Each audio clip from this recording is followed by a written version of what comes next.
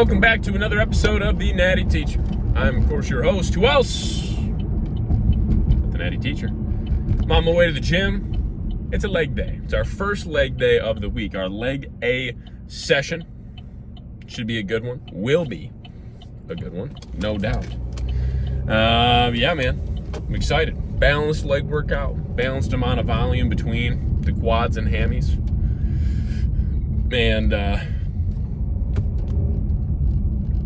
yeah, it's great stuff. What do we got? Lying hamstring curls, single leg extensions, hack squats, some dumbbell RDLs, and then some calf work. That is what we got on the docket. So should be good, will be good, and yeah, gonna be exciting stuff. So we'll kind of keep the intro short and sweet, man. Keep the intro nice and short and sweet. Got the beard growing back a little bit now more. Whoa. It's a cat. What's up, cat? Look at that guy. Yeah. Nice. Got the beard growing back a little bit more. Letting that fill in a little bit and going from there. So yeah, that's kind of all I got, man. Get some mobility work in. I usually get the incline on the treadmill going pretty high for a few minutes. It's absolutely not required. Absolutely not required. You don't have to do this.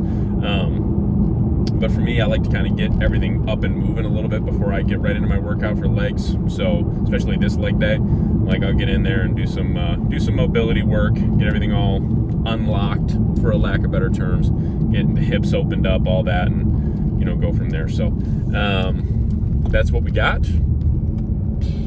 Yeah, get on the treadmill for a few minutes and I do some mobility work. So, yeah, man, top set of some lying hamstring curls. First exercise coming at you right about now. All right, so to get us started, a familiar sight here. We got some lying hamstring curls, old school little hamstring curl attachment on this bench, but hey, it does the job. Allowing those legs to fully extend, really stretching out those hamstrings, then getting a nice full contraction. Feel a little booty bounce there, but that's okay. Don't live in the minutia of trying to be absolutely 1000% perfect all the time. This felt awesome on the hamstrings, felt exactly how I wanted it to feel. Now, on this day, I usually keep the load a little bit less, but I keep the reps a little bit higher, okay? So you'll see that I am using a weight that I can do comfortably in that 12 to 15 rep range, maybe even take a slight break somewhere in there and throw in a couple more reps. But I believe we did a total set of right about 15 here, something like that. So you'll see me kind of get reset here, get into a more comfortable spot, and go from there as my cat is making a cameo or a cat meow, cat meow, I don't know. Anyways, yeah, 2 working sets here. This was after, of course, I usually do a little bit of a light walk on the treadmill at a high incline for about 5 minutes and do some mobility work, usually with some lighter dumbbells, do some body weight stuff, get the knees and tendons and ligaments all ready to rock and roll. And then we'll build up to a top set, rep it out as much as we can, then drop the weight somewhere between 10 and 20%, rep that out as much as we can.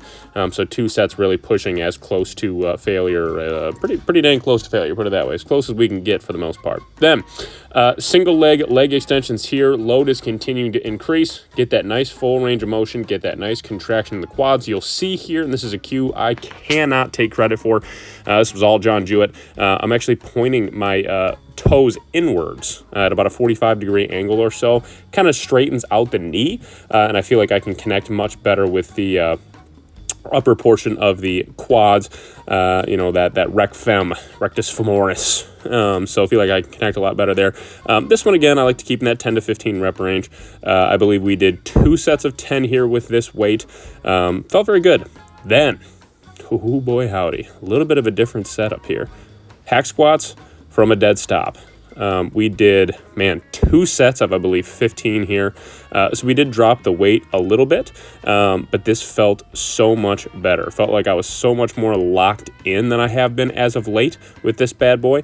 And it just felt everything and more that I would have wanted out of this exercise. Really, really blasted the quads. So we will jump up maybe 5-10 pounds next week and still go for a top set in that 12 to 15 rep range. It felt spectacular. It was the first time I'm walking away from hack squats where I feel like I didn't bust up my knees afterwards. afterwards. I felt this all in my quads. Toes are nice and low. Heels are absolutely glued to the pad here. It's just sometimes you got to have those ego resets. Sometimes you just got to have those ego resets to get the most out of a movement. So again, kept this in that much higher rep range. It felt awesome. And coming from a dead stop like that, we felt like I was really, really able to put a ton of tension on the quads, get into that bottom, really sink into the hole, keep that stretch alive. And we don't want to sit down there for too long, obviously, because then you're going to start to lose more and more tension as time goes on in the set, and that set gets longer and longer. But getting down all the way to the bottom to the point where I am stopping and then coming back up, it felt awesome. Ton of knee flexion here, ton of really good direct quad work. Again, I think some people have that misconception where it's like you just gotta, and I am that person sometimes, where you just like use as much weight as you possibly can. Like obviously if I'm doing sets of 15, this is not the maximum amount of weight I can use, but I will tell you that it felt much better on my quads. Definitely going to stick in these higher rep ranges for hack squats for a little bit. Then some dumbbell RDLs, kind of an off angle here. But I got to kind of change it up a little bit. Felt pretty good. I connect pretty well with this exercise. It's one that I am still kind of experimenting with, like foot placement and, you know, where I keep the dumbbells in relation to my legs and how far down I'm going. It felt good. So we did 2 working sets here. Top set, I believe, was a set of 13 with the 130s. The goal is to build this up to a 2x15 with the 130s. That's what I'd like to do, and then maybe even go from there even higher.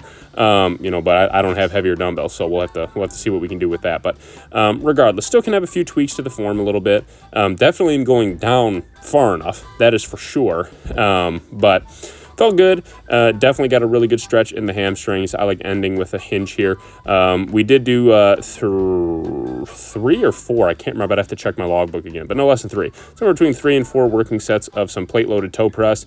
And then we did start the workout with some bodyweight decline crunches, 2 sets of 20 there. So there is no outro. I appreciate you guys. Make sure you like and share the video. Subscribe if you haven't. God bless wherever you're at. And I am the Natty Teacher, and this episode of Road to Natty Pro is out. I appreciate y'all.